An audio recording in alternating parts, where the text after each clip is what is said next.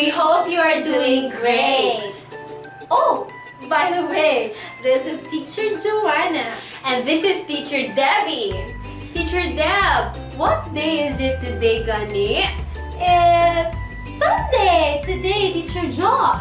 And unsa gani ang naa basta Sunday?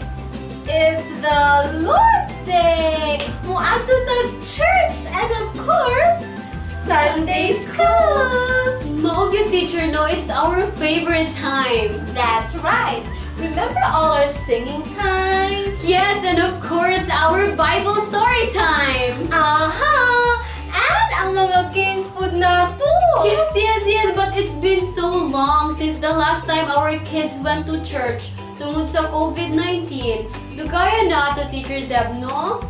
Yes. Oh, how we miss Sunday school and how we miss our kids too. Mao gyud. How about you kids? I'm sure gimingaw na mo. I'm sure. But worry no more. If you cannot come to Sunday school yet, we will bring Sunday school right there sa inyong mga balay. Yes, God does not want us to stop learning His Word and growing in Him. So no matter what happens, we should continue to find ways to get closer to God. And that is why we're here. From now on, you can tune in and watch our online Sunday school every Sunday. So now, Welcome to our very first online Sunday school. We hope that you'll learn from God's Word today. our theme for Sunday school is the fruit of the Spirit. That's why daghan kayo fruits dili karon. To start with, let's sing some songs with Teacher Milian and Teacher Rio. Yay! Hello, I'm Teacher Rio. And I am Teacher Million. Let's sing a song, shall we?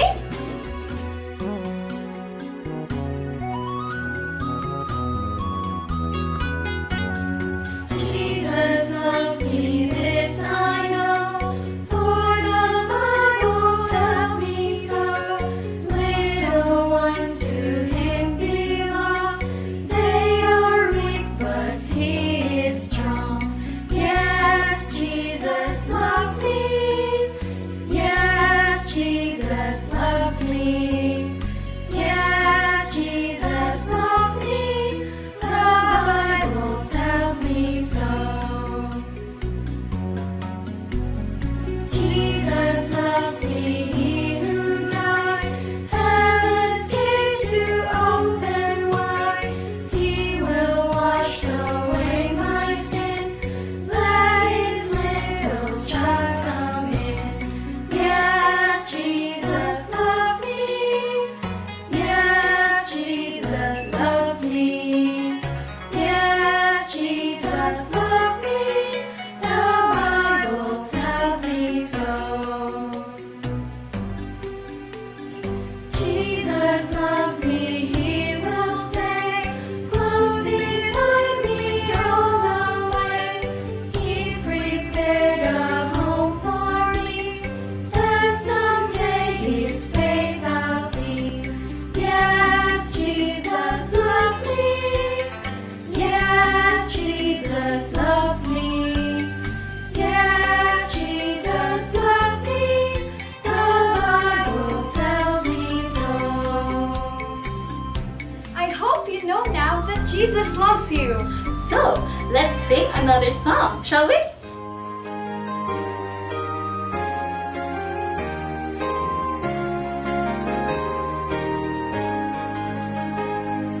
Jesus loves the little children, all the children of the world. Red, brown, yellow, black, and white, they are precious in His sight. Jesus loves the little children of the world. Okay, let's go to the Lord in prayer. Let's pray. Pray with me. Lord God, Heavenly Father, thank you, Lord, for this day. Thank you, Lord, for all the blessing, Lord, that we have. Thank you, Lord, that we can learn, Lord, something, Lord, in your word today. I pray, Lord, you will guide us, Lord. Lord, thank you, Lord, for everything. In Jesus' name we pray. Amen. Good Sunday School. Hello kids! Hi, my name is Kuya Ken and I will be your storyteller for today. I hope you're very excited because I am very excited about our story for today. And this is our first online Sunday school. Are you excited for it? I can't hear you. Okay, you say, aye aye, Captain. Are you ready, kids? Okay, very good. Now, our story is all about one of the fruit of the Spirit. Again, our story is all about one of the fruits of the Holy Spirit. There are 9 fruits of the Holy Spirit. Now, we'll be talking about one. What fruit are we talking about? Apple? Pineapple?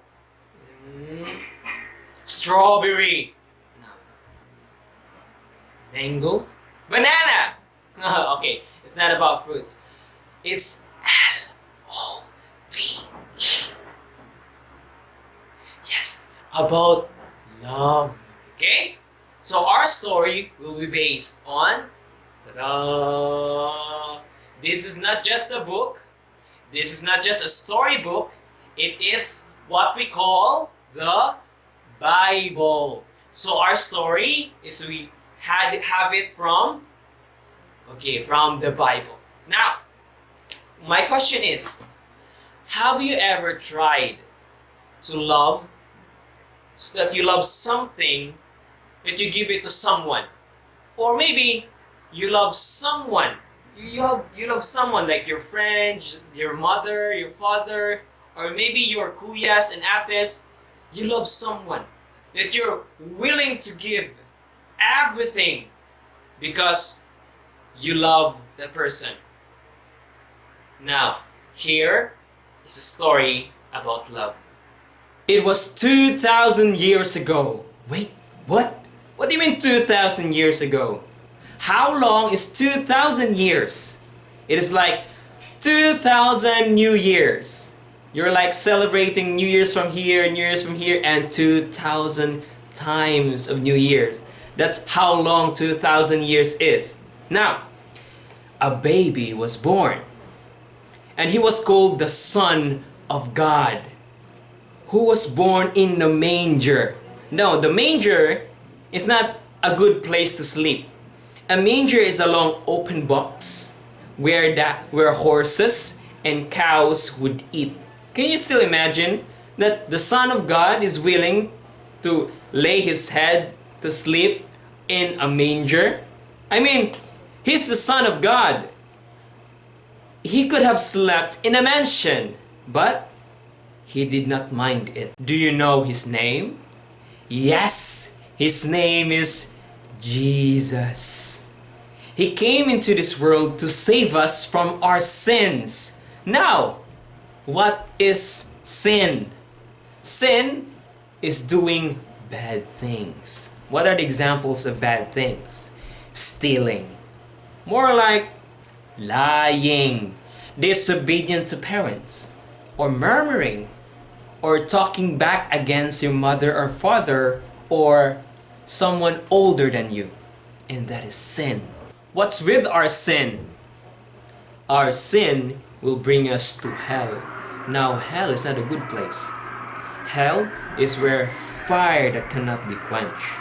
You can find worms, lots of worms, and people shouting, being punished. And that is where our sin will take us. But this Jesus, back when he was a child, he grew and was obedient to his parents. His earthly parents were Mary and Joseph. Now these two people are very righteous in the sight of God. And not just that, Jesus was so obedient that he even helped his father Joseph. Iyang gitabangan niyang papa. Iyang papa is a carpenter, or in Bisaya, panday. This Jesus helped his father in doing carpentry. they're making a lot of things. For example, they make houses, they build chairs, they build tables, and so much more. Jesus loved all the people. When He was still on earth, He made miracles. Daghan ka siya gibuhat ng mga milagro. First is He made the lame to walk. And not just that, He calmed the storm. He was so powerful. Nga iyang gibuhi ang patay. So that's how a lot of miracles that Jesus did. Yet, from all the good things that Jesus have done, the Jews and all the leaders on those days were envious. They were jealous of Jesus Christ, that they want to accuse Him, that they could rid of Him once and for all. Jesus was betrayed by someone He loved. He was punished even though He did not commit sin. He was beaten so badly that no one could ever recognize His face. He was nailed on the cross, and many shouted, "If you are the Son of God, save yourself." Others say, "He saved others, yet He cannot save Himself." But Jesus knew that He had to die. Why? Because Jesus loved us, that He died for our sins. Our sins separated us from God, and because of sin, we are going to hell. Let us quote it together. John 3:16. For God so loved the world that He gave His only begotten Son, that whosoever believes in Him should not perish but have everlasting life. The Bible says God loved the world so much. That's you and me. He loved us, that He is willing to give His only Son, Jesus Christ. Why? What's the purpose? To die, to pay our sins, that whosoever believe in Jesus Christ, should not perish, but have everlasting life. That's called heaven. The only way to heaven is the Lord Jesus Christ. Now, please, don't waste your time, kids. Admit that you are a sinner and that you need a Savior. And the only Savior is Jesus Christ. If mutuo ka o musalig ka ni Jesus Christ, maluwas ka. Kasi Jesus Christ, gibayran niya tanan nimong sala. But, if naagani kasing-kasing nga dili mutuo nga si Jesus Christ ang Savior, muadto yun na siya og hell. But Jesus Christ doesn't want it for you. He died for your sins. If you believe that Jesus Christ died and that Jesus Christ loved you so much, say this prayer with me. Are you ready? Dungan tag-ampo, nga himua ang kaning pag-ampo, imuha. Okay? Dungan tag-ampo. Bow your head, close your eyes, and don't forget to fold your hands. Let's pray. They say, Lord, I know that I am a sinner, and that, Lord, I need a Savior. I open my heart. Please, Jesus, come into my heart and change me, Lord, and save me from hell. For I believe that Jesus Christ died, and He was buried, and third day He rose again. Thank you for everything, Lord. In Jesus' name, Amen.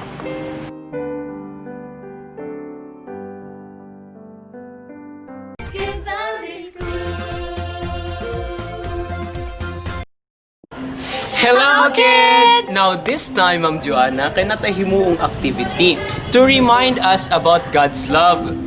Kami na, mi friend, nga love kayo niya yung puppy. Iyan gid take care og maayo. Muramag si Jesus Christ. Oh, pero mas grabe lang ang love ni Jesus. Kay iya man tagi take care og maayo pa jud. Oo, og iya pag yun gihatag iyang life para nato mga bata. Tay sa Ma'am Jo, unsa na yung name sa atong activity? 1, 2, 3, Puppy Love! So sir, after this, at make sure na inyo ning i-post sa balay sa inyong wall.